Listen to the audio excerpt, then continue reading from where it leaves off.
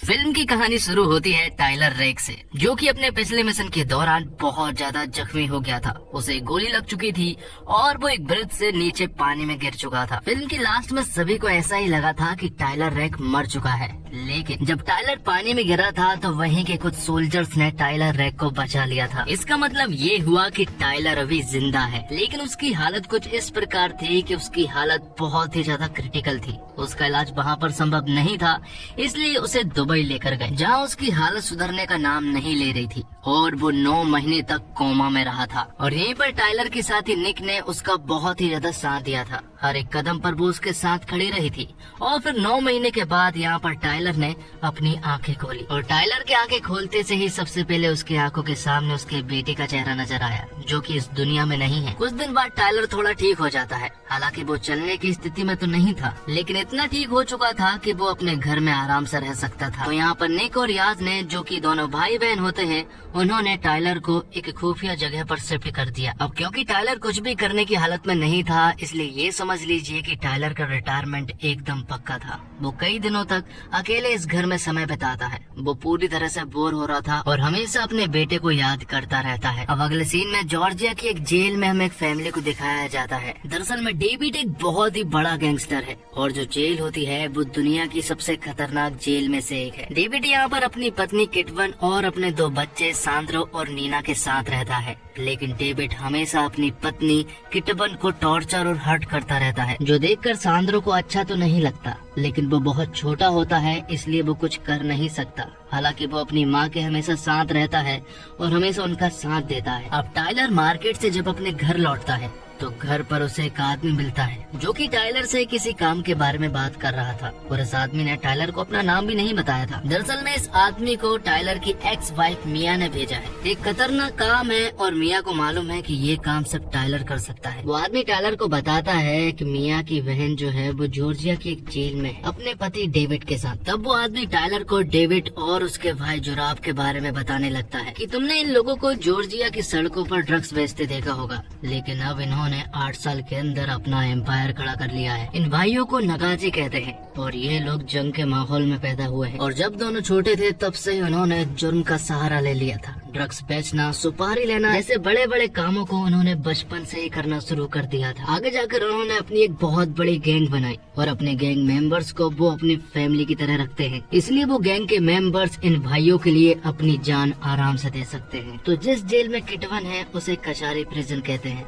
और यहाँ पर वो आदमी टाइलर को बताता है कचारी प्रिजन के अंदर 2 गैंग है, जिनमें से एक गैंग किटवन को मारने की कोशिश करेगी, और वो दोनों गैंग जो है वो तुम्हें मारेगी। इसलिए अच्छा यही होगा कि तुम चुपचाप से इस जेल में जाओ और आराम से किटवन को वहाँ से छुड़ा लो। तब इस काम के लिए वो हाँ कर देता है और तुरंत ही निक के पास कॉल करता है और उसे अपने काम के बारे में बताता है, जिस पर कि निक भी हाँ कर देती है, और याज और निक के साथ वो इस काम के लिए रेडी हो जाती है। लेकिन टाइलर इस मिशन के लिए अभी पूरी तरह से फिट नहीं था। तब वो ट्रेनिंग शुरू करता है और इस मिशन के लिए फिट हो जाता है। अब टाइलर और उसकी गैंग कचारी प्रिजन के लिए निकल जाती है। उसकी गैंग में सिर्फ निक और याज ही होते हैं, लेकिन यहीं पर इस जेल में एक ऐसा आदमी था जो कि इनकी मदद कर रहा था। उसने दीवारों पर एरोस लगा दिए थे ताकि इन्हें कोई भी प्रॉब्लम ना हो। थोड़ी देर के बाद ये लोग कचारी प्रिजन के अंदर जाने के लिए एकदम रेडी हो जाते हैं। वो जैसे ही वहाँ पर पहुँचते हैं तो यहाँ पर जो आदमी होता है वो इनके सीसीटीवी कैमरे को भी बंद कर देता है। इन्हें बस इतना सा काम करना है कि अंदर जाकर चुपचाप से किटवन को बाहर निकालना है।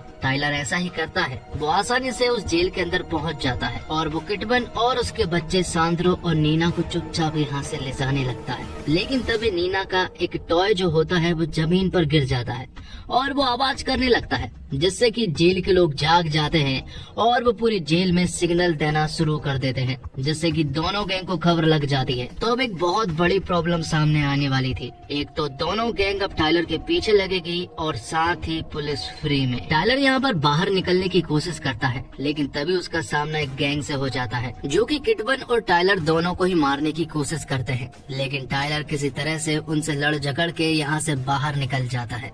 उन्हें बाहर निकलने का रास्ता भी मिल चुका था। जैसे ही यहाँ पर नीना और सांड्रो बाहर जाते हैं, तभी यहाँ पर डेविड आ जाता है, जो कि आते से ही टाइलर और किटवन पर अटैक कर देता है। वो बेरहमी से यहाँ पर टाइलर और किटवन को मारने की कोशिश करने लगता है। दोनों के बीच में फाइट होती है, लेकिन आखिर में जाकर टाइलर और किटवन ने डेविड को मार गिराया था। जो देखकर किटवन को बिल्कुल भी अच्छा नहीं लगता है, क्योंकि वो चाहे कैसा भी आदमी हो, लेकिन वो किटवन का पति है। अब सैंड्रो और नीना जो है वो निक के पास पहुंच चुके थे, लेकिन यहाँ पर किटवन और टाइलर को लोगों के बीच से होते हुए निकलना था। लेकिन यहाँ पर तो दोनों गैंग बहुत ही बेरहमी से लड़ रहे होते हैं और साथ ही पुलिस भी उनके साथ लड़ रही होती है। तब यहाँ पर टाइलर और किटवन किसी तरह से इन दोनों के बीच से निकलने की कोशिश करते हैं और इसी बीच टाइलर यहाँ पर ढेर सारे लोगों को अकेला ही मारता है। अब वो यहाँ से किसी तरह से निकलने में कामयाब तो हो जाते हैं। उन्होंने कार भी ले ली थी, लेकिन यहाँ पर अभी भी डेविड और जोराब के लोग उनके पीछे पड़े हुए थे।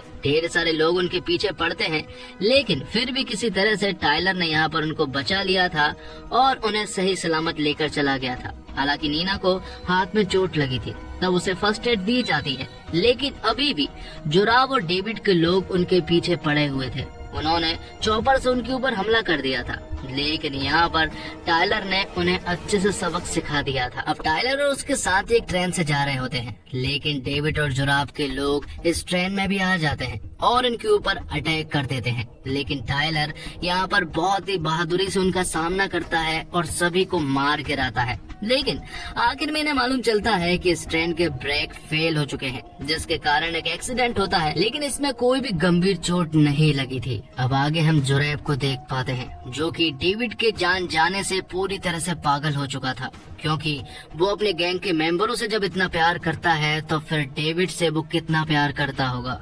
उसे बहुत ज्यादा दुख हो रहा था और अब वो किसी भी हालत में टाइलर से बदला लेना चाहता है और किटवन को भी मारना चाहता है। अब सैंड्रो को इस बारे में मालूम चलता है कि उसके पिता नहीं रहे हैं और जब वो अपनी माँ से पूछता है तो उसकी माँ उसे बताती है कि वो नहीं रहे हैं, जबकि उन्हें भी ये बताते हुए बहुत ज्यादा दुख हुआ था। अब सभी लोग अपने प्राइवेट जेट से एक सेफ जगह पर जा रहे होते हैं और याद जो है वो यहाँ पर किसी से सेल फोन पर बात कर रहा होता है और उसे बात करता हुआ सैंड्रो देख रहा था। वो कहीं न कहीं सेल फोन को यूज करना चाहता था और इसी जेट में निक को मालूम चलता है कि दरअसल में मिया उसकी एक्स वाइफ है और ये बात निक को अभी तक टाइलर ने नहीं बताई थी। अब जैसे ही सैंड्रो को मौका मिलता है तो वो यहाँ पर याज का सेल फोन यूज कर लेता है और तुरंत ही अपने अंकल जोरेब के पास कॉल करके उन्हें इस लोकेशन के बारे में बता देता है। वो उससे कहता है कि वी आर फैमिली, हम लोग नागाची हैं और तुम्हारे पिता को उन लोगों ने मारा है। तब यहाँ पर जोरेब ने अपने पूरे गैंग मेंबरों को इकट्ठा कर लिया था, क्योंकि वो लोग अब टाइलर के ऊपर अटैक करने वाले थे। अब हम टाइलर और सैंड्रो को बात करता हुआ देख पाते हैं।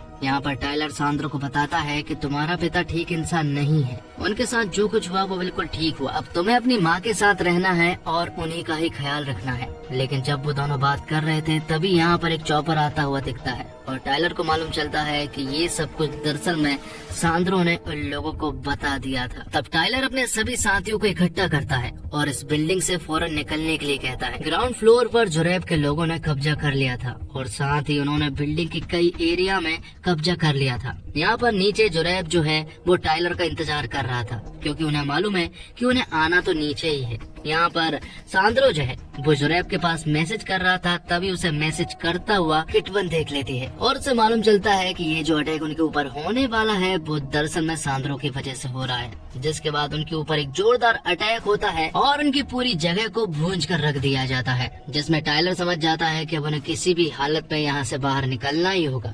इसलिए वो अपनी पूरी गैंग को लेकर एक सेफ जगह पर जाने लगता है। उसे मालूम चलता है कि ग्राउंड फ्लोर पर जोरेब के लोग होंगे। यहाँ पर पुलिस भी आ जाती है, लेकिन जोरेब के लोग पुलिस वालों को भी आसानी से मार गिराते हैं। अब टाइलर यहाँ से जब सभी को लेकर जाने की कोशिश करता है तो यहाँ पर सैंड्रो उसकी कार से उतरकर भाग जाता है। तब सैंड्रो को पकड़ने के लिए उसके पीछे पीछे याज जाता है। यहाँ पर सैंड्रो जोरेब के पास पहुँच चुका था और पीछे ही याज भी खड़ा हुआ था। वो उसे वापस लौटने के लिए कहता है, लेकिन सैंड्रो जोरेब के पास पहुंच गया था। अब क्योंकि सैंड्रो जोरेब के पास पहुंच गया था तो लोगों ने याज के ऊपर अटैक कर दिया था। यहीं पर निक भी मौजूद थी और वो यहाँ पर ट्रैप्ड हो जाते हैं। उन्हें चारों तरफ से जोरेब के लोगों ने घेर लिया था। वो सभी लोग उन्हें बेरहमी से मारने की कोशिश करने लगते हैं और वो सिर्फ बच रहे थे और वो टाइलर से मदद भी मांगते हैं। यहाँ पर टाइलर किसी तरह से उनके पास पहुँचता है और उनसे कहता है कि अब हमारा ग्राउंड फ्लोर से जाने का सवाल ही पैदा नहीं होता।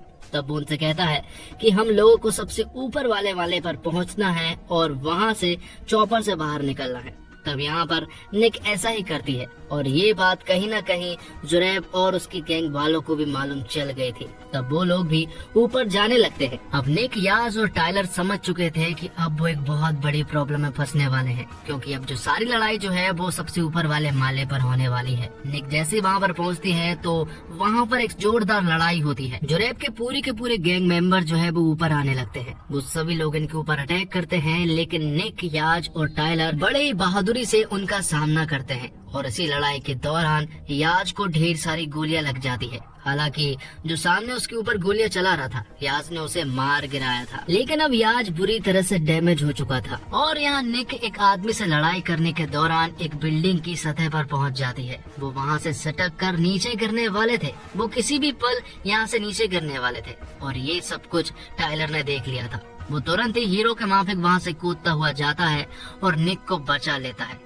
लेकिन तभी यहाँ पर जुरैब आ जाता है। वो उससे कहता है कि अब तुझे मालूम चलेगा कि किसी को खोने का डर क्या होता है। तब यहाँ पर जुरैब टाइलर के हाथ में गोली मारता है, जिससे कि टाइलर को बहुत ज्यादा दर्द होता है, लेकिन फिर भी वो अपना हाथ नहीं छोड़ता है। और जब जुरैब यहाँ पर टाइलर और निक को मारने ही वाला था, तभी निक यहाँ का कांच तोड़ देती है और फिर यहाँ पर टाइलर और जुरैब भी उसके ही तरह लटक जाते हैं। तब यहाँ पर टाइलर निक को फैमिली के पास जाने के लिए कहता है और निक जब वहाँ पर पहुँचती है तो वो देखती है कि उसका भाई याज बुरी तरह से इंजर्ड हो चुका है, क्योंकि उसे ढेर सारी गोलियां लगी है। और यहाँ दूसरी तरफ टाइलर और जुरैब के बीच में एक जोरदार फाइट होती है। दोनों एक दूसरे को बेरहमी से मार रहे थे। दोनों ही एक दूसरे के ऊपर पूरी तरह से हावी थे, लेकिन तभी टाइलर चालाकी दिखाकर कांच तोड़ देता है और जुरैब नीचे जाकर गिर जाता है। हालांकि वो मरा नहीं था, वो जिंदा था और उसने ये सुन लिया था कि वो लोग ऊपर जाकर चॉपर से जाने वाले हैं। और टाइलर सभी को लेकर ऊपर जाने लगता है और उनके पीछे जुरैब भी था, जिसने याज को पीछे से ढेर सारी गोलियां मार दी थी।